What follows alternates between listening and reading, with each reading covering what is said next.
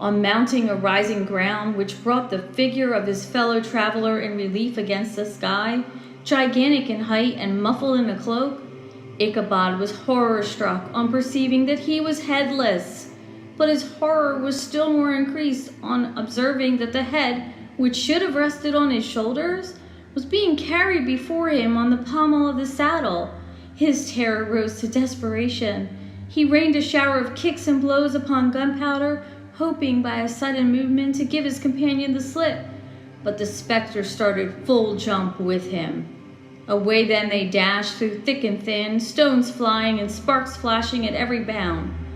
Ichabod's flimsy garments fluttered in the air as he stretched his long, lank body away over his horse's head in the eagerness of his flight. They had now reached the road which turns off to Sleepy Hollow.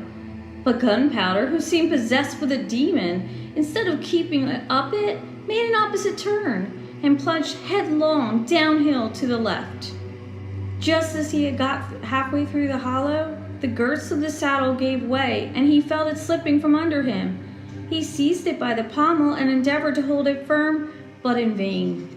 He had just enough time to save himself from clasping old Gunpowder round the neck when the saddle fell to the earth and he heard it trampled underfoot by his pursuer. An opening in the trees now cheered him with the hopes that the church bridge was at hand.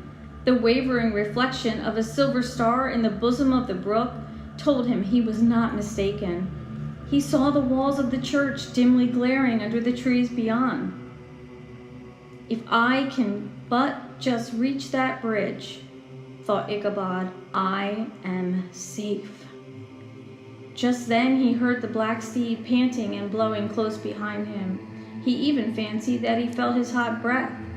Another convulsive kick in the ribs, and old Gunpowder sprang upon the bridge. He thundered over the resounding planks. He gained the opposite side, and now Ichabod cast a look behind to see if his pursuer should vanish, according to rule, in a flash of fire and brimstone. Just then he saw the goblin rising in his stirrups, and in the very act of hurling his head at him. Ichabod endeavored to dodge the horrible missile, but too late.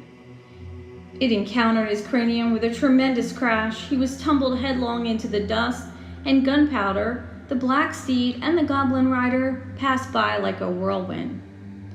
The next morning, the old horse was found without his saddle, and with the bridle under his feet, soberly cropping the grass at his master's gate. An inquiry was set on foot, and after diligent investigation, they came upon his traces. In one part of the road leading to the church was found the saddle trampled in the dirt, the tracks of horses' hooves deeply dented in the road, and evidently at furious speed were traced to the bridge, beyond which, on the bank of a broad part of the brook, where the water ran deep and black, was found the hat of the unfortunate Ichabod, and close behind it, a shattered pumpkin. The brook was searched, but the body of the schoolmaster was not to be discovered.